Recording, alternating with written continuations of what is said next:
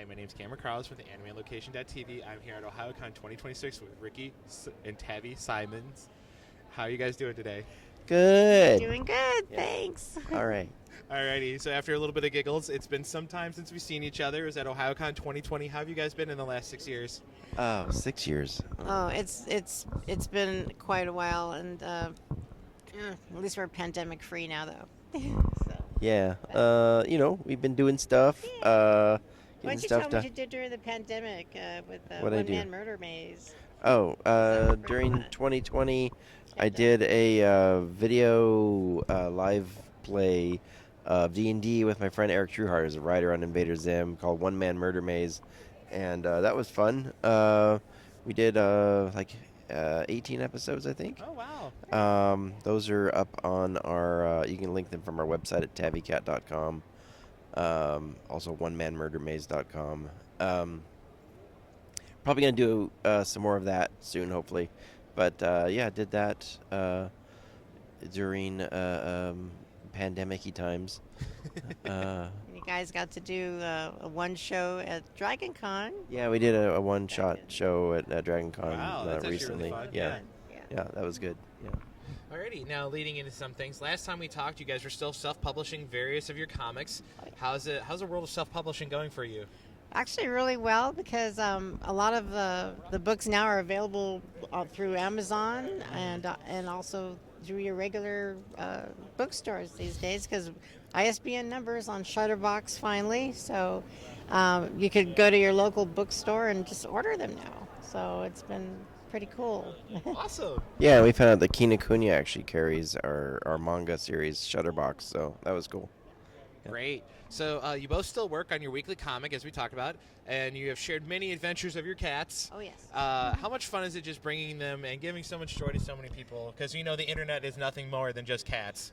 Well, for me, it was actually a very personal project for me, because over the years, we had Pippi, and then we had Fargo, and now we have Pippin. And unfortunately, no longer we have Fargo or Pippi.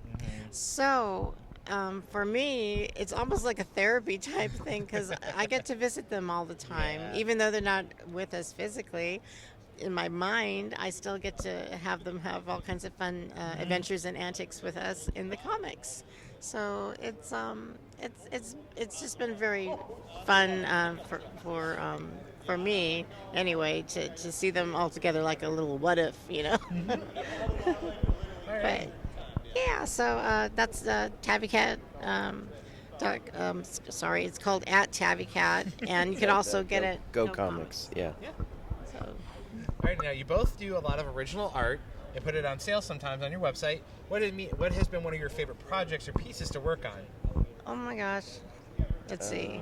I've been really enjoying illustrating some mermaids and fantasy art, mermaids and also fairies. Yes. So a lot of the fantasy art I do like to put up online to sell or share.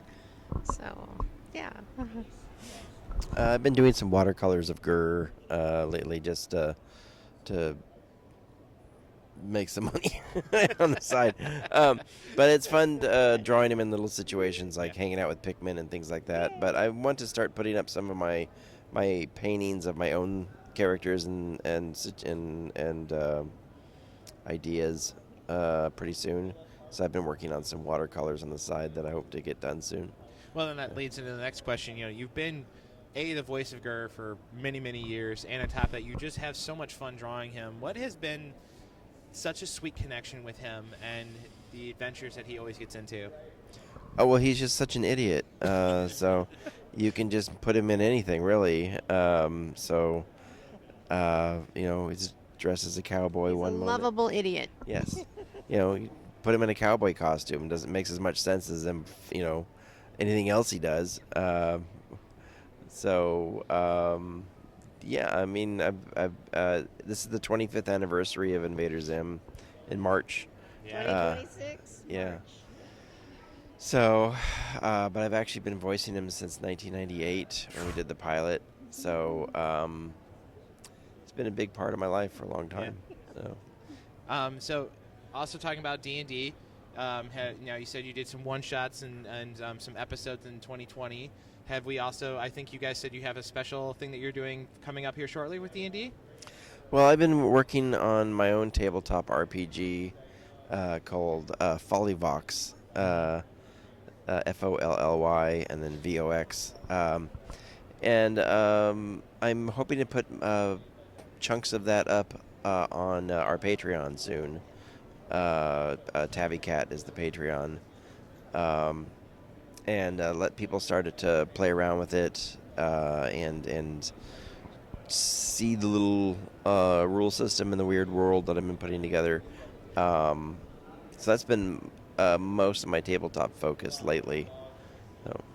And for you, Tabby, have you joined in on any fun tabletop? Just mostly of an observer, but we did play a few, what do you call it? Supplements, I guess. There's some adventures that are little one-shot adventures that definitely we're test playing them and everything. And I think the world is very fun and creative.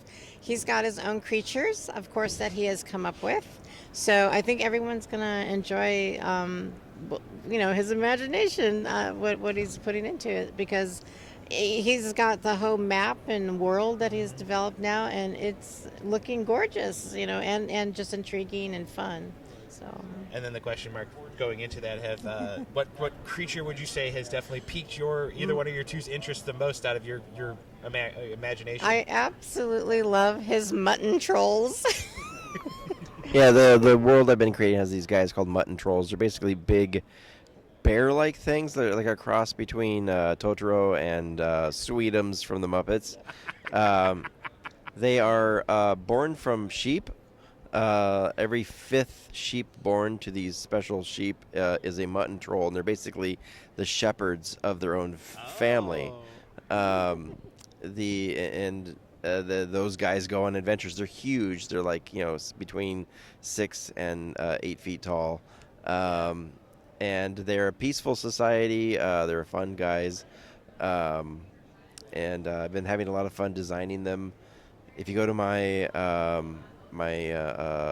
Blue Sky account, which is Ricky Simons, you can see some of the ones I've been posting there. Mm-hmm. But yeah, they've been a lot of fun to do, and they play a big part of the game I've been designing. So. Cool. I'm glad. It sounds awesome. Yeah. I do love the description you gave of the crossover. Now, a fun fact about both of you is that you got married on Halloween 31 years ago of marriage and love. Yep. What has made it so special for each of you to make each other just smile every single day and hang out with one another? I think sharing the love of creating, Is that what it is? Yeah. You're such a brat. Well, they always have this weird myth that opposites attract, and I don't really necessarily believe in that. I really think that like interests attract, and we both come from fandom. We always loved anime. We always loved D&D.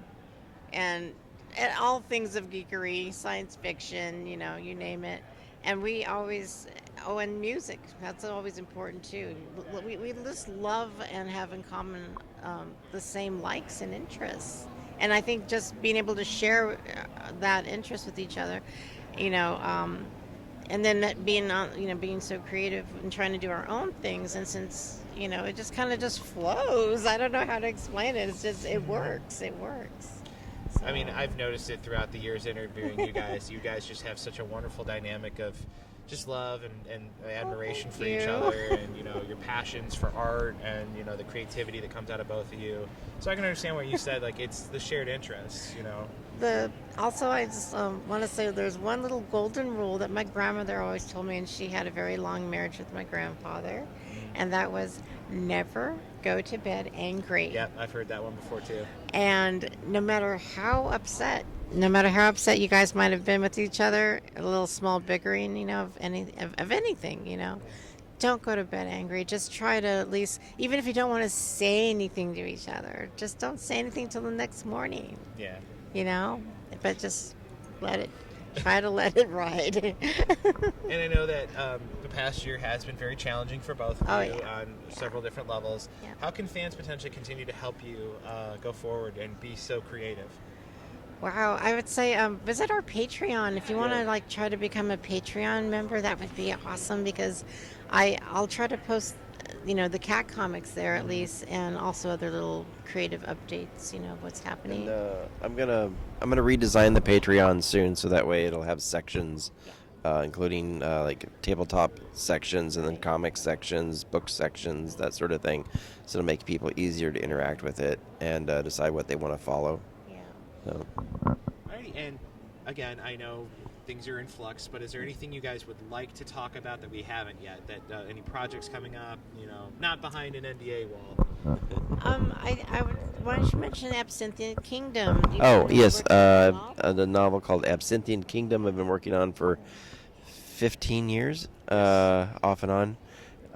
It's also like the tabletop game I've been designing. I'm also making a track where you could play in that world if you want. So Absinthian Kingdom is the novel is about a guy named Fubsy Pot Valiant who lives with his cat Dolly in a hidden city of surrealists in the Antarctic. Yeah. And the strange things that happen to him there. So it's been fun designing the RPG so that it fits that world of surrealists, but also the other fantasy world I've been designing at the same time. So I've been going back and forth. It's sort of like it's almost like when I work on projects, it's like downloading a BitTorrent, because I'm working on several things at once, and you're like, oh, that one's done. Oh, I didn't notice. I don't have anything to do on that one anymore. Okay, that one's downloaded. You sound like a math professor I know. Yeah. He's like, I got to free up the RAM in my head to continue to do calculations. Oh yeah. But it's like you work on a project and suddenly you just like da da da da da da da, and then you're like, oh, that's done. There's no da da da I have to do on that anymore. Yeah. Okay, great. And then you go on to the other one and you finish that one. It reminds me of with the way anime is right now. You get season 1, you're like, where's season 2? Yeah. I know. Yeah. Because I feel that I'm like, I need a void. It's me. I Yeah. need to fill it. Yeah. All right. Now, other than going to Tavicat.com and the Patreon is at? Oh, it's Tavicat is the Patreon. Tavicat is also the Patreon? Yeah. So patreon.com/Tavicat? Yeah, Yeah. I think so. I think that's what it is. Here, hold on, let me check. And the same thing with if you want to go to Go Comics, just go to gocomics.com/Tavicat, and they'll take you to the cat comic And twice a week. Ricky's double checking real quick that we got the right Patreon link. Yeah, we're so prepared. Oh, it's okay. It's okay. This makes it just as much fun. I think we've had several interviews that have been entertaining of waiting on things to happen during Right. interviews. Well, And so other than the Patreon and Tavicat.com and the other things, I know that Ricky has very fun, active social medias when possible. Right. Which is at mostly Ricky's name, right? Yeah. Okay. And Tabby, you also have a few? I just have the Facebook, and I also have Instagram, and I go by my name Tavisha. So if you just look up Tavisha, Yeah, the Patreon is just patreon.com/Tavicat. Okay, good. All right, and now what would you like to say to all the wonderful fans that have been helping you guys throughout all these many years of just fun? I just really just want to thank you. I can't. I'm sorry. I'm an introvert. Okay. I'm so bad at this sort of stuff. But I just want you to know that I really appreciate it. Bottom of my heart and beyond, because it has not been easy just being an artist at times. But thank you for believing in us. Thank you for supporting and just all the love. So No, I mean we really appreciate it. Yeah. Keep on schmooping. There you go. That's always one of Ricky's things. This is the best sign-offs of the entire interview. Especially when you told me to have a Ricola. Alrighty, thank you guys. Thank you so much, you guys.